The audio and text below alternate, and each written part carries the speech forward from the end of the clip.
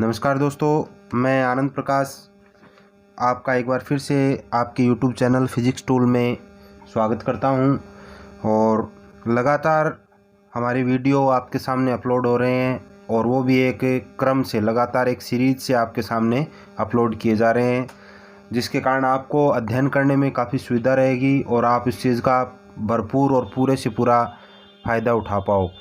लेकिन उसके लिए आपको भी लगातार हमारे चैनल से और हमसे जुड़ा रहना होगा, जिससे आप इस चीज़ का लगातार इसी प्रकार से लाभ उठाते रहें। और मैं आपसे ये एक बार फिर से अपील करता हूँ कि वीडियो को आप पूरा देखें, स्टार्टिंग से लेकर के अंत तक पूरा देखें, वीडियो को स्किप न कीजिए और हमारे YouTube चैनल को ज़्यादा से ज़्यादा सब्सक्राइब करवाएं और इसे ज़्यादा से ज़्यादा शेयर भी कीजिए, ताकि हमारा काम करने का उत्साह इसी प्रकार लगातार बना रहे। तो कल लास्ट टाइम में अपने दैनिक जीवन में जो महत्वपूर्ण यौगिक थे उनका उपयोग कंप्लीट किए थे। एंड दैनिक जीवन में जो महत्वपूर्ण यौगिक थे काम में आने वाले, उनके उपयोग कंप्लीट किए थे।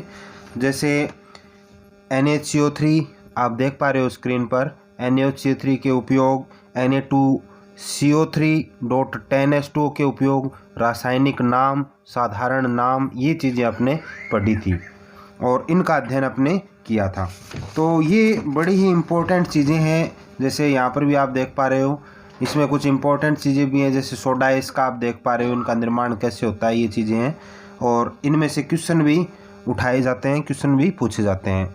ये 10वीं विज्ञान के साथ साथ बच्चों, जो अभी फ़िलहाल जो मतलब ट्रेंड में है, जो चलन चल रहा है, अभी जो कंपटीशन एग्ज़ाम रीट होने वाला है, रीट 2020 आने वाला है, उसमें भी ये चीज़ें पूछी जाती हैं। तो जो रीट की तैयारी करने वाले हैं उनके लिए भी ये चीज़ें महत्वपूर्ण है, तो उन्हें भी आप इस चीज़ के बारे में बता सकते हैं, वो भी इसके साथ साथ इसकी तैयारी कर सकते हैं। क्योंकि रीट सेकेंड लेवल में 9th और 10th तक की विज्ञान ही पूछी जाती है, तो उसमें भी ये चीज़ कारगर है, महत्वपूर्ण है। तो दोनों 9वीं और 10वीं के दोनों वीडियो हमारे द्वारा अपलोड किए जा रहे हैं। 9th के वीडियो भी हमने 3-4 दिनों से स्टार्ट कर दिए हैं अपलोड करने, तो वो भी अपलोड किए जा रहे हैं। तो आपके संपर्क में, जानकारी में जो भी कोई बच्चे हों जो 9th में पढ़ने वाले हों, 10th में पढ़ने वाले हों, 10th में तो आप चलो देख ही रहे हैं इस चीज़ को, तो उनको भी, जो अन्य एक्स्ट्रा जो बच्चे हैं उनको भी ये चीज़ें आप बताइए। और इसके साथ साथ सीनियर क्लास के वीडियो भी अपलोड किए जा रहे हैं भौतिक विज्ञान के, 12वीं भौतिक विज्ञान के। तो जो 11वीं क्लास के जो बच्चे हैं उनको इस चीज़ के बारे में, जो 11वीं के जो बच्चे एग्ज़ाम दे करके, जो एग्ज़ाम तो चलो हुए नहीं हैं, जो पास हो गए हैं वो अब सीनियर में आ गए, उनको भी आप इसके बारे में बताइए, जो साइंस के बच्चे हैं, कि भौतिक विज्ञान के वीडियो भी लगातार अपलोड किए जा रहे हैं। इसके साथ साथ इसके अलावा हम जो कंपटीशन एग्ज़ाम हैं उनकी भी वीडियो तैयार करेंगे और शीघ्र जल्द ही हम जीके के जो महत्वपूर्ण नोट्स हैं उनको भी आपको तैयार करवाएंगे। हमारी टीम से हम लगातार संपर्क कर रहे हैं इसके बारे में, तो वो चीज़ें भी हम आपको उपलब्ध करवाएंगे। लेकिन लॉकडाउन के चलते संसाधनों के अभाव के कारण हम इस चीज़ को उपलब्ध नहीं करवा पा रहे हैं, उसके लिए मैं आपसे माफ़ी चाहूँगा। तो इनमें ये क्वेश्चन बच्चों किए जाते हैं, जो छोटे मोटे क्वेश्चन इसमें ये बनते हैं, बड़ा प्रश्न भी इस पर क्रिएट होता है, तो आप ये चीज़ देख पा रहे हो, ठीक है। और कल हमने लास्ट टाइम में किया था, ये चीज़ आप देख पा रहे हो, CaSO4.12H2O के गुण और उसके उपयोग। CaSO4.12H2O के गुण और उसके उपयोग। तो लास्ट में अपने ये पढ़ा था, इसके उपयोग भवन निर्माण में, कृत्रिम दांतों के सेट बनाने में, टूटी हुई हड्डियों को जोड़ने में, मूर्तियों और सजावटी सामान बनाने में इसका प्रयोग किया जाता है, और अग्नि सह पदार्थों के रूप में भी इसका उपयोग किया जाता है। ये कल अपने लास्ट टाइम के अंदर अध्ययन किया था। आज अपने बच्चों जिस टॉपिक का अध्ययन करेंगे वो एक महत्वपूर्ण टॉपिक है, बड़ा ही मोस्ट इम्पोर्टेंट टॉपिक है जिस चीज़ का आपने अध्ययन करेंगे, और उस टॉपिक का नाम है साबुन व अपमार्जक। टॉपिक का नाम क्या है? साबुन व अपमार्जक। आज जिस टॉपिक का आपने अध्ययन करेंगे उस टॉपिक का नाम क्या है? साबुन व अपमार्जक।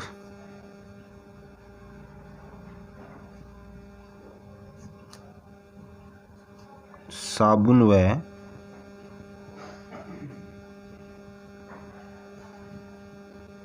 अपमार्जक, ये टॉपिक है। अगला अपना नया जो टॉपिक है वो है साबुन व अपमार्जक।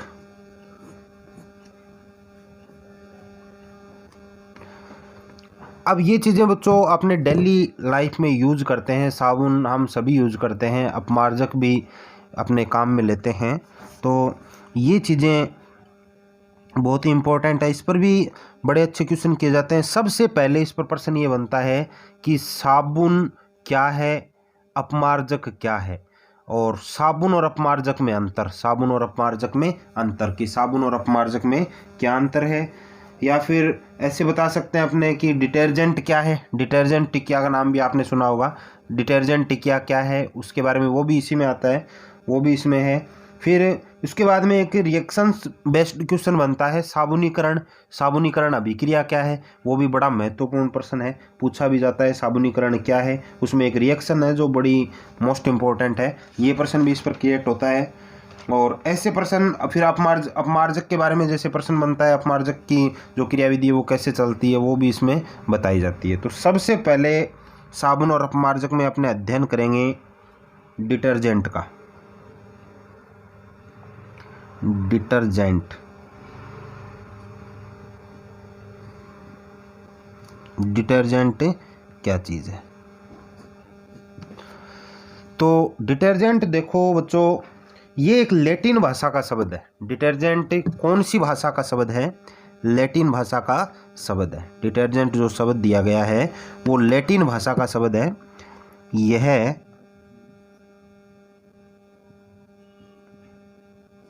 लैटिन भाषा का शब्द है, लैटिन भाषा का शब्द है जिसका अर्थ होता है टू वाइप क्लीन। इसका अर्थ होता है टू वाइप क्लीन,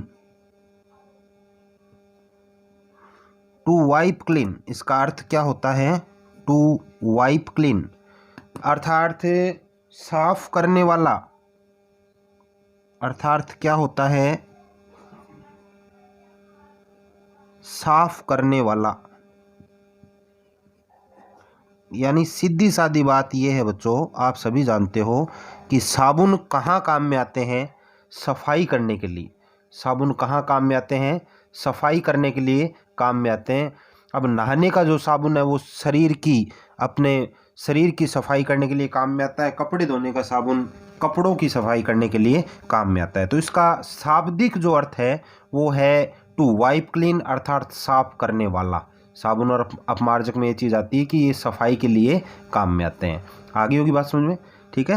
तो इसका अर्थ हुआ कि ये साफ करने के लिए यूज में लाया जाता है, ठीक है। अब देखो इसके बाद में अब सबसे पहले अध्ययन करने जा रहे हैं साबुन का। सबसे पहले किसका अध्ययन करने जा रहे हैं, साबुन का। ये साबुन और अपमार्जक दोनों ही मोस्ट इम्पोर्टेंट टॉपिक है, ये पूरा टॉपिक ही मोस्ट इम्पोर्टेंट टॉपिक है, ठीक है ना। साबुन और अपमार्जक में सबसे पहले अपने अध्ययन करेंगे बच्चों साबुन का। किसका अध्ययन करेंगे, साबुन का। अब साबुन क्या चीज़ है कि सबसे पुराना अपमार्जक साबुन ही है, सबसे पुराना अपमार्जक साबुन ही है। इसमें कोई ज़्यादा डिफरेंस है नहीं, मतलब सफाई के दोनों चीज़ काम में आते हैं। और थोड़ा बहुत जो अंतर है वो इनकी रासायनिक प्रतिक्रियाओं के माध्यम से देखा जाता है कि कैसे ये अलग हैं। बाकी दोनों चीज़ ही, अपमार्जक और साबुन दोनों ही सफाई करने के लिए ही काम आते हैं। तो सबसे पुराना अपमार्जक साबुन है। सबसे पहले आप ये चीज़ लिख सकते हो कि सबसे पुराना अपमार्जक है वो साबुन है। सबसे पुराना अपमार्जक है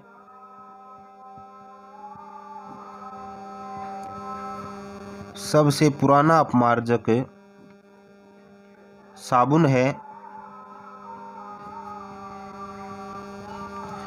सबसे पुराना अपमार्जक क्या है, साबुन है। ये लंबी श्रृंखला वाले C12 और C18 कार्बन परमाणु वाले से बने होते हैं। ये लंबी श्रृंखला वाले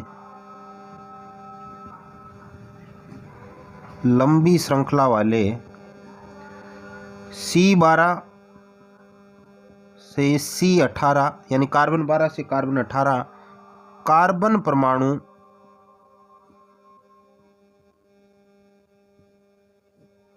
परमाणु वाले वसा अम्ल जैसे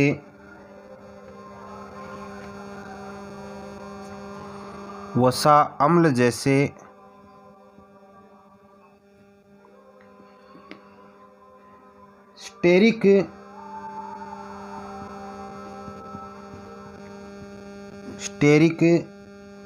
पामिटिक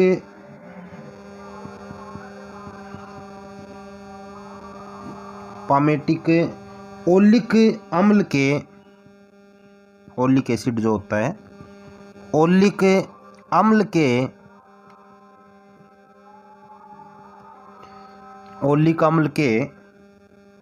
सोडियम या पोटेशियम लवण होते हैं। ओलिक अम्ल के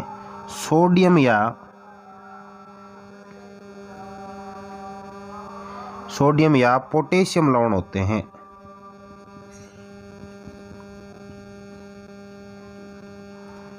पोटेशियम लवण होते हैं।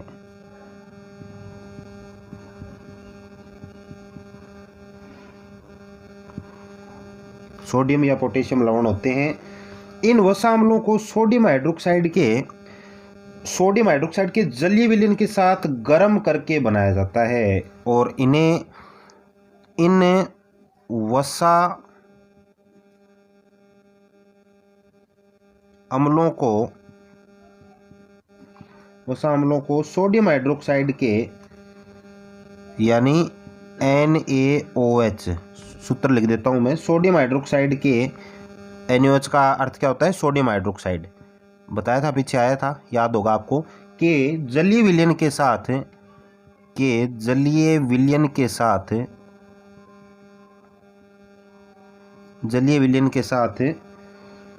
गर्म करके बनाया जाता है। गर्म करके बनाया जाता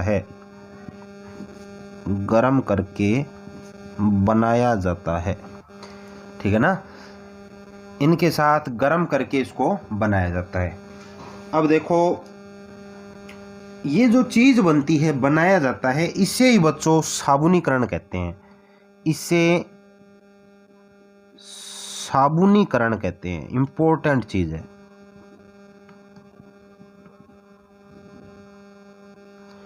साबुनीकरण कहते हैं। इसे क्या कहते हैं? साबुनीकरण। ये इंपॉर्टेंट चीज है। साबुनीकरण क्या है?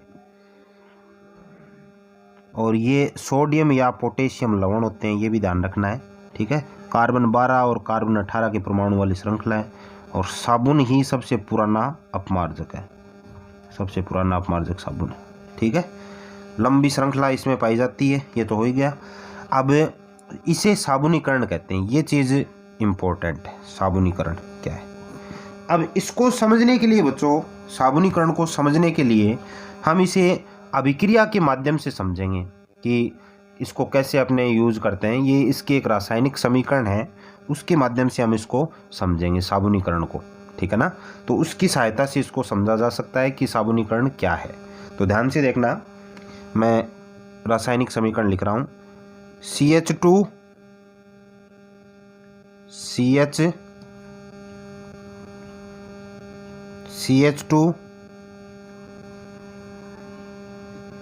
COOR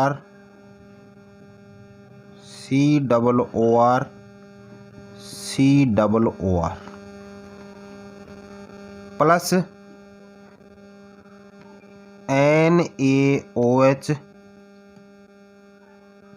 NaOH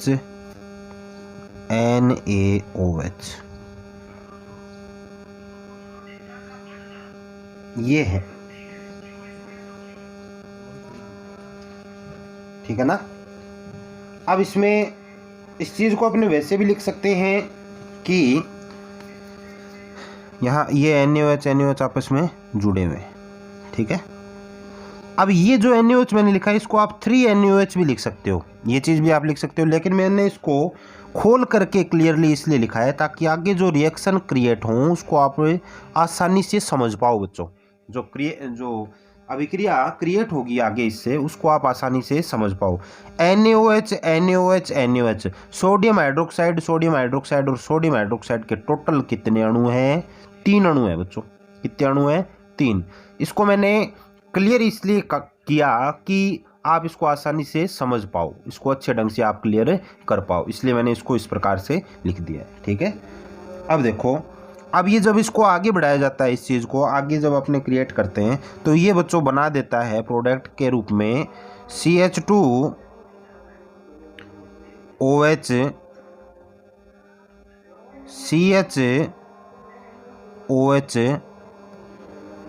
CH2OH ये बना देता है, प्लस 3R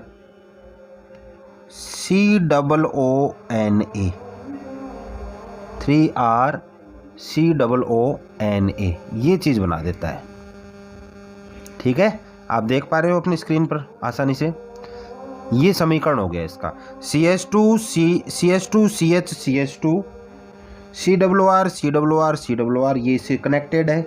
NaOH 3 बार है, 3 NaOH ये बना रहा है उत्पाद प्रोडक्ट के रूप में CH2OH CH2OH और 3R COONA। ये बच्चों जो फॉर्मूला है ये वसा अम्ल का है, यानी वसीय अम्ल है, ये एसिड है, वसीय अम्ल है। और ये सोडियम हाइड्रोक्साइड है, सोडियम हाइड्रोक्साइड यानी ये जो स्टेरिक पामेटिक या ओलिक अम्ल के, ये देखो ऊपर लिखा है ना कार्बन 12 कार्बन 18 कार्बन परमाणु वाले वसा अम्ल, तो ये वसा अम्ल हो गया। ये किसका फॉर्मूला है? वसा अम्ल का है। वसा अम्ल, ये वसा अम्ल का फॉर्मूला हो गया। वसा अम्ल जैसे स्टेरिक या पामेटिक अम्ल, ओलिक अम्ल के सोडियम या पोटेशियम लवण, तो ये सोडियम लवण ले लिए मैंने, सोडियम हाइड्रोक्साइड लिया है। इन वसा अम्लों के NaOH के जलीय विलयन के साथ, यानी सोडियम हाइड्रोक्साइड का जलीय विलयन लेना है, तो ये मैंने सोडियम हाइड्रोक्साइड ले लिया। क्या ले लिया? सोडियम हाइड्रोक्साइड के जलीय विलयन के साथ गर्म करके बनाया जाता है। तो इसको जब गर्म करेंगे तो क्या बनेगा? ये साबुन बनेगा, जिसे साबुनीकरण रिएक्शन कहते हैं। क्या कहते हैं? साबुनीकरण रिएक्शंस। बात आ गई समझ में? अब देखो बच्चों ये कैसे क्रिएट हुआ उसको मैं थोड़ा सा क्लियर कर देता हूँ, समझा देता हूँ। तो इसमें एक बात तो ये है कि यहाँ बताने वाली बात है कि आप एक नई चीज़ देख रहे हो कि यहाँ ये R क्या चीज़ है। नई चीज़ देख रहे हो आप, R क्या चीज़ है। तो R क्या चीज़ होता है बच्चों? ये एल्किल समूह होता है। R क्या होता है? एल्किल समूह होता है। अर्थात इसमें कितने ही कार्बन आ सकते हैं? 2 कार्बन आ सकते हैं, 3 आ सकते हैं, 4 आ सकते हैं, 5 आ सकते हैं। एल्किल समूह कहलाता है ये। 10 आ सकते हैं, 20 आ सकते हैं। तो ये इसमें अनकाउंटेबल नंबर के अंदर कार्बन अपने ले सकते हैं। तो मतलब n कार्बन तक भी इसमें शामिल किए जा सकते हैं।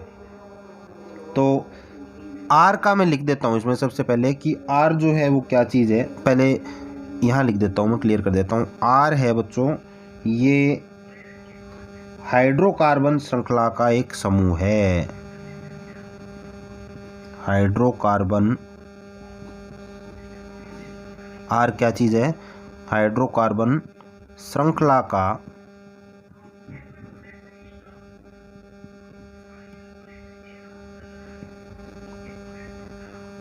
समूह है। क्या है? हाइड्रोकार्बन श्रृंखला का समूह। अब देखो इस रिएक्शन को कंप्लीट करते हैं हमने। यहाँ से CH2 CH2 ये देखो ये ऐसा का ऐसा आगे आ गए, CH2 CH2 आगे ना। तो यहाँ से ये चीज़ होगी। अब यहाँ से देखो बच्चों क्या होगा कि ये जो चीज़ है ये आगे आ रहा है। देखो 3R यानी यहाँ देखो 3R है और COONA यानी ये चीज़ 3R COONA ये यहाँ से अलग हो जाता है। देखो ध्यान देना इस समीकरण में ये इतनी चीज़ जो मैंने रेड डब्बे के अंदर बंद की है ना, ये इतनी चीज़ यहाँ से अलग हो जाती है। देखो देखना ध्यान से, यानी R कितने हैं? 1 2 और 3। COO कितनी बार है? 3 बार। Na कितनी बार है? 3 बार। ये यहाँ से अलग होकर के देखो मैंने यहाँ लिख दी बच्चों, ध्यान देना इस पर। 3R यानी R लिख दिया, फिर COO लिख दिया और Na लिख दिया। और इन सबके पहले मैंने 3 लगा दिया। सबके पहले संख्या कितनी लगा दी? 3। अर्थात ये कितनी बार है, 3 बार। ठीक है, तो ये सारे का सारा मैटर यहाँ से यहाँ आ गया, आ गया। अब बचा क्या, CH2 CH CH2, तो ये देखो ये यहाँ पर आ गया CH2 CH CH2 आ गया। यहाँ क्या बचा बच्चों इस रिएक्शंस में, यहाँ क्या बचा OH, यहाँ क्या बचा OH, वो भी कितनी बार, 1 बार 2 बार 3 बार, कितनी बार बचा, 3 बार। तो ये मैंने यहाँ लिख दिया, देखो CH2 CH CH2, ये तो सारा मैटर ऐसा कैसा यहाँ से उठ करके यहाँ आ गया। ठीक है, और ये OH 3 बार है, तो ये 3 बार मैंने यहाँ लिख दिया, बड़ी आसान चीज़ है। तो किताब में जैसे हो सकता है कि इसको सीधा लिखाओ 3NaOH लिखा हो, किताब में इसको जैसे डायरेक्टली लिखा होगा 3NaOH लिखा होगा, तो उसको आप ऐसे लिखोगे तो आप इसको आसानी से ऐसे समझ सकते हो, इसको आप आसानी से क्या कर सकते हो, समझ सकते हो। तो ये जो चीज़ बनी ना बच्चों, ये 3RCOONA, ये है साबुन। ये क्या बना, साबुन, ध्यान देना, ये किसका फॉर्मूला बना, साबुन का। ठीक है ना, ये मैंने यहाँ लिखा है ना, यानी ये तो बना बच्चों साबुन, ये क्या बन गया, साबुन बन गया। बात आ रही है समझ में, ठीक है ना, ये क्या बन गया, साबुन। और जो ये फॉर्मूला बना, ये यहाँ पर आप देख रहे हो, ये फॉर्मूला बन गया बच्चों ग्लिसरॉल का। ये किसका फॉर्मूला बन गया, ग्लिसरॉल का। ये किसका फॉर्मूला बन गया, ग्लिसरॉल का फॉर्मूला बन गया। ठीक है ना, ये किसका फॉर्मूला हो गया, ग्लिसरॉल का। और ये वसामल है, ये वसामल है, ये वसामल का सूत्र है, ये ग्लिसरॉल बन गया, और ये बन गया बच्चों साबुन। ये क्या बन गया, साबुन। तो ये साबुन का फॉर्मूला हो गया। ये किसका फॉर्मूला हो गया, साबुन का। बात आ गई समझ में। अब देखो, अब ये जो ये इनमें ये पोटेशियम साबुन होते हैं ना, जो सोडियम और पोटेशियम के जो लवण होते हैं, यही क्या होते हैं कि अब जैसे कई बार कुछ क्वेश्चन पूछ लिए जाते हैं, जैसे पारदर्शी साबुन बनाने में किसका प्रयोग किया जाता है, ग्लिसरीन का। छोटे क्वेश्चन पूछे जाते हैं, पारदर्शी साबुन बनाने में ग्लिसरीन का प्रयोग होता है। जैसे आपने देखा होगा टीवी में ऐड आते हैं, नो मोर टीयर्स, अब लेके आओ पियर्स, पियर्स साबुन का ऐड आता है ना, पियर्स साबुन आता है पारदर्शी साबुन। पियर्स देखा होगा आपने, यूज भी लेते होंगे घरों में। पियर्स साबुन है वो पारदर्शी साबुन आता है। और पारदर्शी साबुन बनाने के लिए किसका प्रयोग किया जाता है, बताओ, अभी बता के गया हूं मैं, ग्लिसरीन का। किसका प्रयोग किया जाता है, ग्लिसरीन का। ठीक है, और तो ये चीज आपको ध्यान में रखनी है। ठीक है ना, अब ये समीकरण आपको समझ में आ गई होगी। ऐसे छोटे मोटे और बहुत सारे क्वेश्चन बनते हैं जो आप अपने आगे देखते जाएंगे, ये चीज़ आपको समझ में आ गई होगी। ठीक है ना, तो हाँ, ये चीज़ मैं यहाँ लिख देता हूँ कि नोट में लिख देता हूँ, पारदर्शी साबुन बनाने के लिए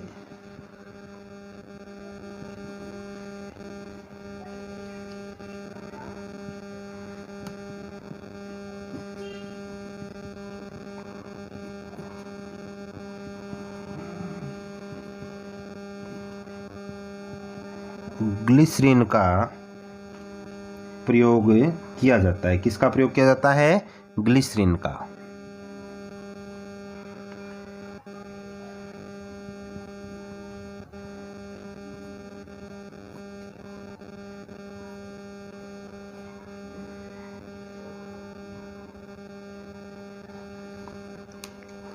पारदर्शी साबुन बनाने के लिए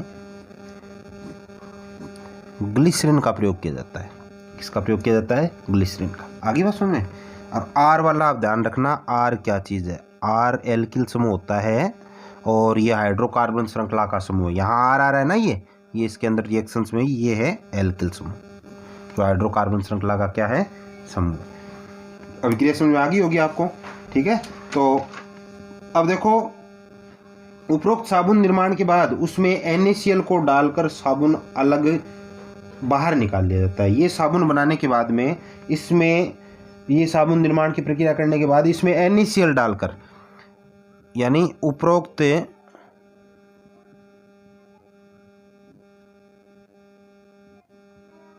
क्रिया के बाद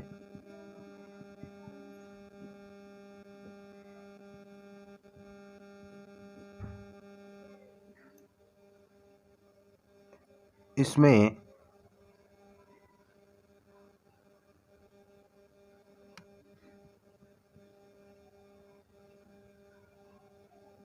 NaCl डालकर साबुन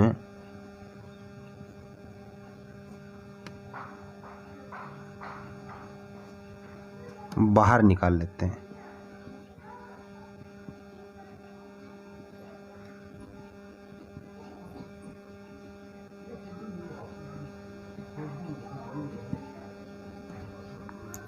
साबुन क्या कर लेते हैं, बाहर निकाल लेते हैं।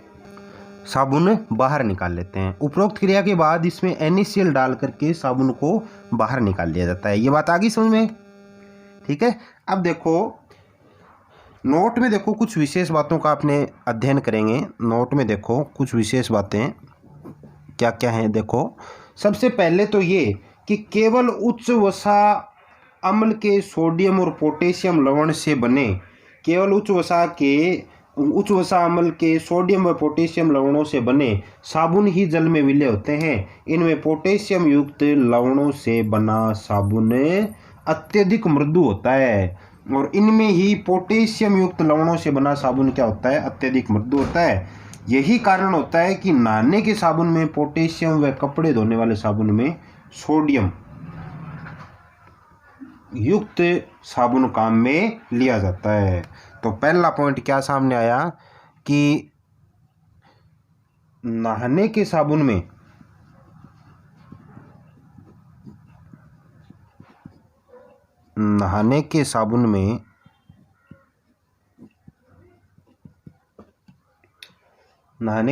तो कौन सा होता है, पोटेशियम।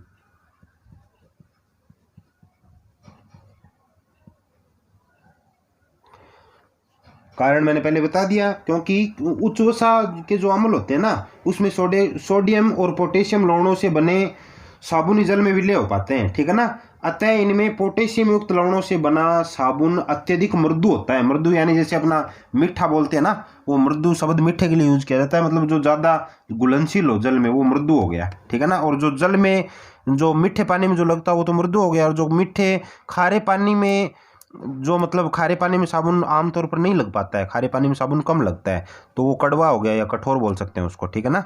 तो ये नहाने के साबुन में क्या होता है, नहाने के साबुन में पोटेशियम और कपड़े धोने वाले साबुन में सोडियम युक्त होता है। नहाने के साबुन में पोटेशियम व कपड़े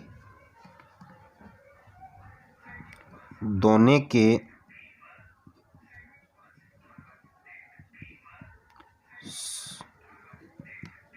साबुन में क्या होता है, नहाने के साबुन में पोटेशियम और कपड़े धोने के साबुन में सोडियम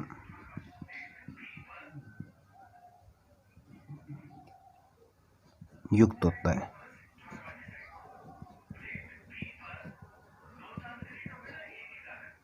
ठीक है।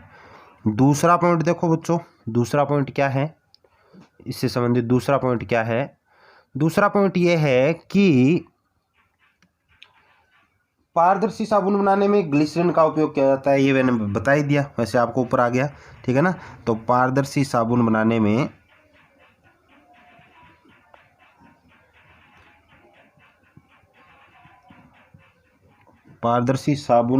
में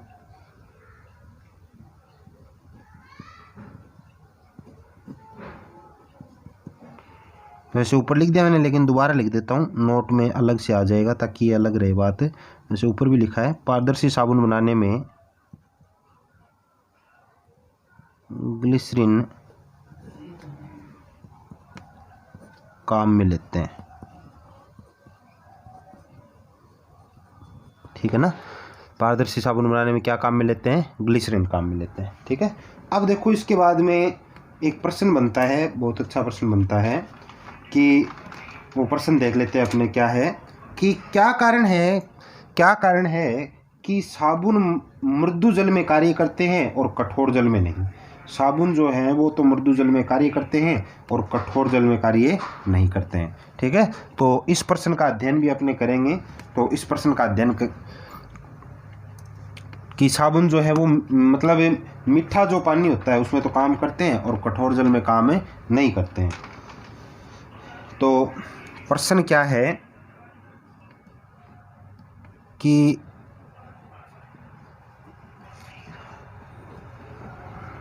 क्या कारण है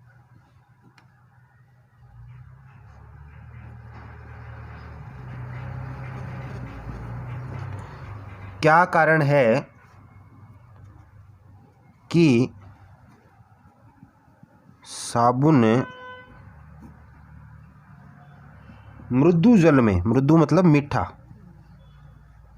मृदु जल में कार्य करता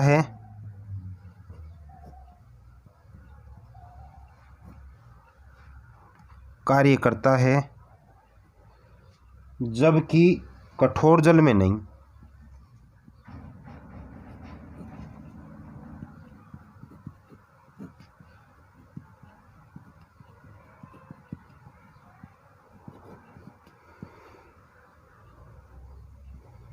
कठोर जल में नहीं। ये प्रश्न हो गया कि साबुन जो है वो मीठे पानी में तो काम करता है और खारे पानी में काम नहीं करता है। इसका क्या कारण है बताओ? इसका मेन रीज़न क्या है कि साबुन जो है ना, साबुन मृदु जल में सफाई का काम करता है। मृदु जल में किसका काम करता है? साफ करने का काम करता है। परंतु खारा जो पानी होता है कठोर जल में, उसमें कैल्शियम और मैग्नीशियम आयन होते हैं। खारे पानी में कैल्शियम और मैग्नीशियम आयन होते हैं जो साबुन के अणु में से सोडियम आयन को हटा देते हैं। साबुन के अणु में से किसको हटा देते हैं? सोडियम आयन को हटा देते हैं। अभी देखो मैं क्रिएट कर देता हूँ इसको।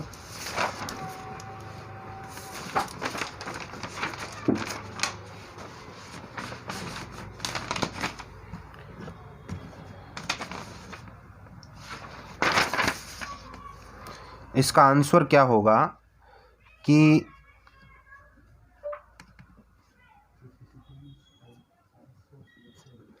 उत्तर क्या होगा इसका कि साबुन मृदु जल में सफाई का काम करता है। साबुन है वो मीठे पानी में सफाई का काम करता है। साबुन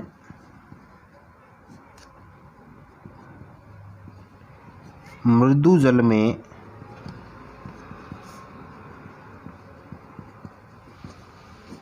सफाई करता है, मृदु जल में सफाई करता है साबुन, ठीक है। परंतु कठोर जल में कैल्शियम और मैग्नीशियम आयन होते हैं। कठोर जल में क्या होते हैं? परंतु कठोर यानी खारा पानी, कठोर जल में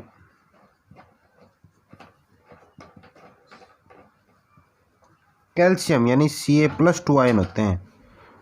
कैल्शियम व मैग्नीशियम यानी Mg+2 आयन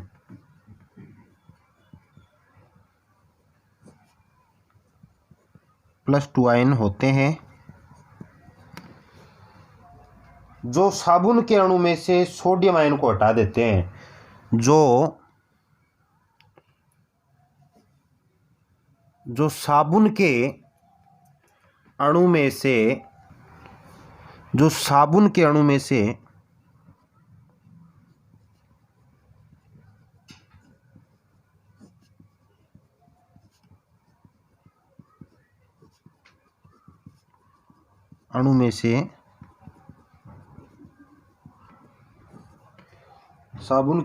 से सोडियम आयन को हटा देते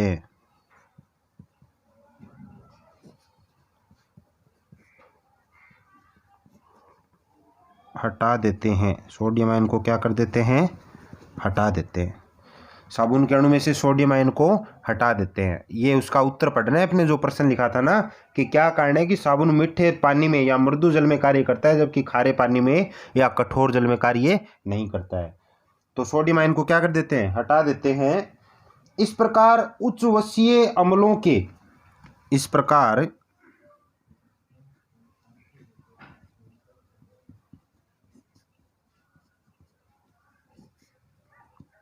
उच्च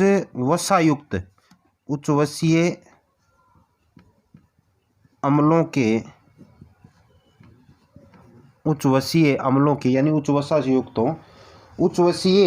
अम्लों के कैल्शियम व मैग्नीशियम लवण बन जाते हैं।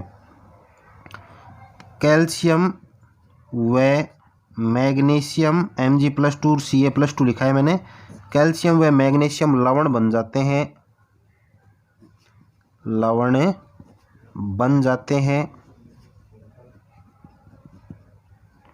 मैग्नीशियम लवण बन जाते हैं और ये लवण जल में अघुलनशील होते हैं। जो जल में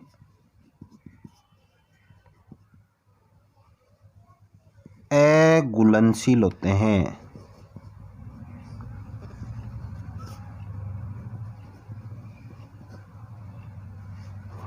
जल में क्या होते हैं? अघुलनशील होते हैं। जो जल में क्या होते हैं बच्चों? अघुलनशील होते हैं। अतः ये अवक्षेपित हो जाते हैं और सफाई नहीं कर पाते हैं, ठीक है ना। अतः ये अवक्षेपित हो जाते हैं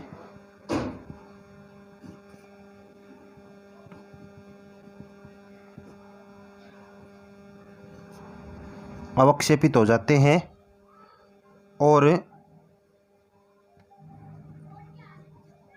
सफाई नहीं कर पाते हैं, नहीं कर पाते हैं और सफाई नहीं कर पाते हैं, ठीक है ना। अवक्षेपित हो जाते हैं और ये क्या नहीं कर पाते हैं? सफाई नहीं कर पाते हैं, ठीक है।